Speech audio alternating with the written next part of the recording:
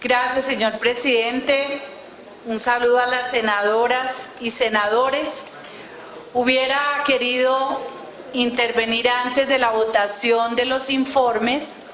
Sin embargo, entiendo que este debate merece la presentación, la discusión, el análisis de los ponentes, pero sin lugar a dudas le corresponde al Gobierno Nacional pronunciarse sobre este proyecto de reforma política. Lamento que los oradores, el senador Petro, el senador Roy, el senador Benedetti, se hayan retirado, el senador Velasco, que tuvo que irse a una intervención médica, pero la reflexión del Gobierno Nacional sobre este proyecto de reforma constitucional es justamente en la necesidad de buscar unas reglas claras para mejorar la democracia en el país. Aquí se dijo en horas de la mañana algo muy cierto. La política se hace de manera individual. Si bien es cierto hay una sombrilla de partidos políticos, la lista abierta obliga a que cada candidato al Congreso, a las asambleas o a los consejos municipales tengan que buscar sus propios medios para efectos de garantizar su elección. Esto hace que no haya una verdadera coherencia en los partidos políticos. Muchas veces dentro de los propios partidos, presidente, dentro de los propios partidos hay zancadillas a efectos de quedarse con una de las curules que se ha ganado, porque precisamente lleva a que la política de manera individual rompa con los principios y las propuestas generales que deberían tener los partidos políticos. El presidente Iván Duque duró desde su elección hasta la presentación del proyecto analizando cuál podría ser la mejor propuesta para convocar a un acuerdo con las fuerzas del Congreso y poder hacer esa modificación. Después de discutir varios temas, se concluyó la necesidad de volver a revisar la figura de la lista cerrada, porque, reitero, garantiza la cohesión y la coherencia ideológica y de propuestas de los partidos. El senador Luis Fernando Velasco proponía que pudiera ser temporal, es decir, que la lista cerrada rigiera durante un tiempo determinado a efectos de poder, después de ello, retomar la posibilidad de que haya independencia o individualidades dentro de los partidos. Personalmente, que he tenido la posibilidad de participar en todas las elecciones que hay en el país, desde el Consejo Municipal hasta partícipe también en campaña presidencial, entiendo que es la lista cerrada el corazón de la corrupción. Todos, lo dijo aquí tal vez el senador Roy, ¿cuánto vale hacer una campaña para un municipio el más sencillo del país? Cientos de millones de pesos. Pero esa plata no se va solamente en los afiches o en la publicidad o en las reuniones de campaña. Para que los candidatos a los consejos acompañen a los alcaldes o a los candidatos a las alcaldías, piden unos recursos y las campañas han venido inflándose de tal manera que tal vez la campaña que está más a salvo en el tema de desborde de financiación son las campañas presidenciales. Porque sin lugar a dudas, 4, 5 candidatos a lo máximo, pues tienen los ojos puestos de las entidades de control y sin embargo mucho se dice sobre la financiación de las campañas presidenciales también. Ahora, ¿qué decir? En unas campañas que se está calculando que para las elecciones del mes de octubre puede haber entre 120 y 130 mil candidatos. el control se hace absolutamente imposible, se sale de las manos. El señor fiscal general de la Nación daba un informe que de más de 500 investigaciones adelantadas en el último proceso electoral territorial, no hay sino 2 condenas en el país, porque toda la parte del control, de la vigilancia, la judicialización de los delitos electorales se hace cada vez más difícil.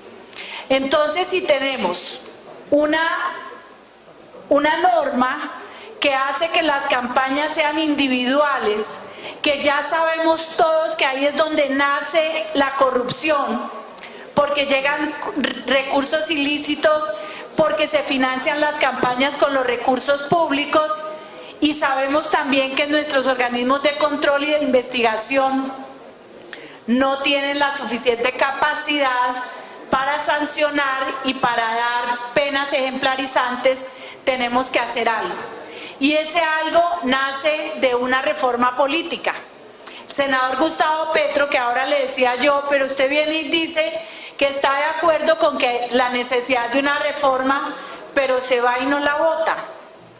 Y estos son los discursos reiterados desde el año 91, recientemente, luego de la Constitución del año 93, ha sido la discusión. ¿Qué es lo mejor? ¿Tener unas listas fuertes, unas listas cerradas en los partidos o estas listas abiertas? Entonces, la fórmula que trajo el gobierno al Congreso es efectivamente que si hay una lista cerrada, no puede ser al criterio del presidente o de los dirigentes de los partidos políticos. Tiene que ser un mecanismo combinado con una democratización interna. ¿Cuál es la fórmula ideal? Seguramente no cabe dejarla en la Constitución, sino el senador Guevara puede ser parte del proyecto de ley de reforma electoral, aunque personalmente considero que eso debe ser una decisión interna de los partidos. Indiscutiblemente hay unos partidos más demócratas que otros. Indiscutiblemente lo vimos ahora en el debate de la semana pasada en el tema de las objeciones presidenciales. Muchos partidos de manera coercitiva, o algunos, no muchos, algunos de manera coercitiva, obligando a sus miembros a votar en contravía de su propia conciencia. A la final eso lleva a la fractura y a la falta de identidad real frente a temas tan importantes y tan complejos para el país. Razón por la cual siempre se ha dicho una reforma política que no convoca al consenso, pues es muy difícil sacarla adelante en el Congreso. Y el gobierno nacional, como no ha impuesto mayorías en nada, mucho menos en el tema de la reforma política. Aquí la hemos traído, primero, de buena fe. Segundo, a conciencia. Tercero, acudiendo a esa conciencia que dicen en los discursos tener los partidos políticos.